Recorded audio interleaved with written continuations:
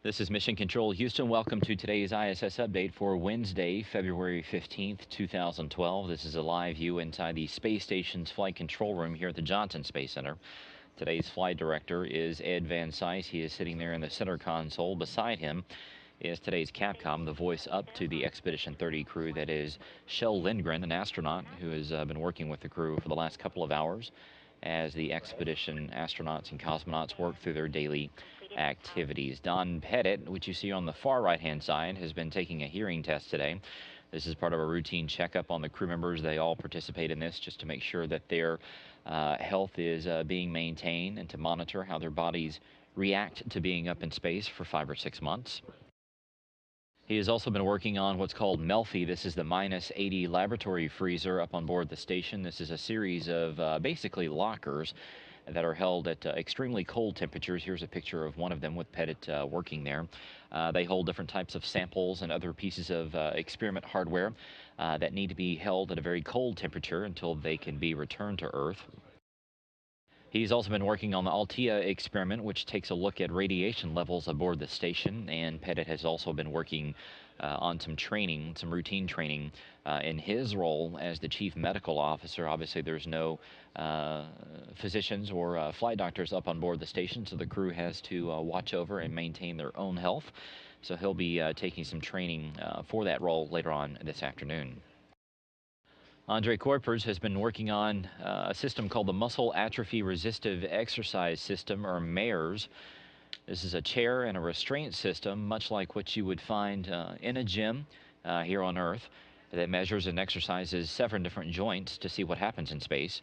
He is also continuing to clean up the end cone of the Permanent Multi-Purpose Module, or the PMM, which is basically a large storage closet on board the International Space Station. There's quite a bit of cargo inside of it, so he has been doing some inventory and moving some things around to make sure that everything is where it needs to be. He is also continuing some work today on the NeuroSpat experiment. He worked on this yesterday as well. This looks at how the brain's signals change and behave in space. You see him working on it there. It tests perception, attention, memorization, decision, and action through different tasks, as you see him doing there.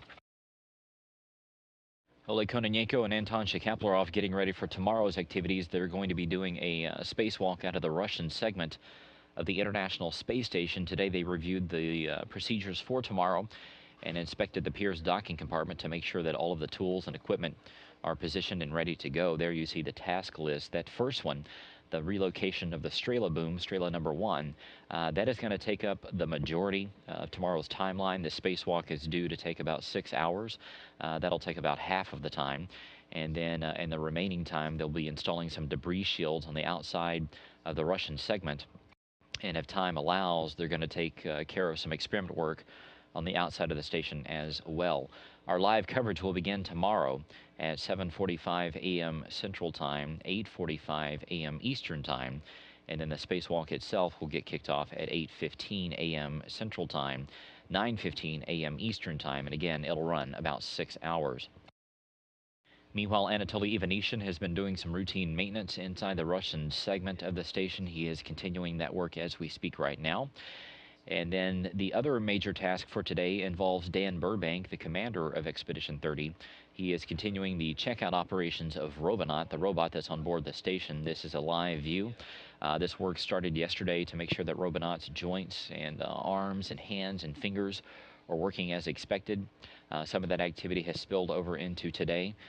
So Dan Burbank is in the process right now of watching over Robonaut. Looks like something out of a science fiction movie, but this is reality as Robonaut checks out his hands and his fingers.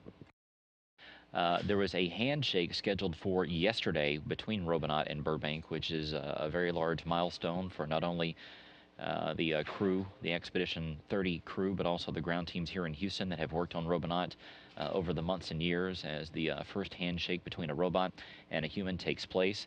That did not happen yesterday, but it is due to happen today. So we will continue to monitor this during our broadcast hour today.